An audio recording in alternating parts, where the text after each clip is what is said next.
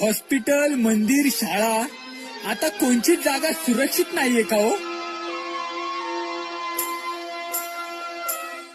Hospital, मंदिर, शाळा, विद्येचा ठिकाण घेतलंय का?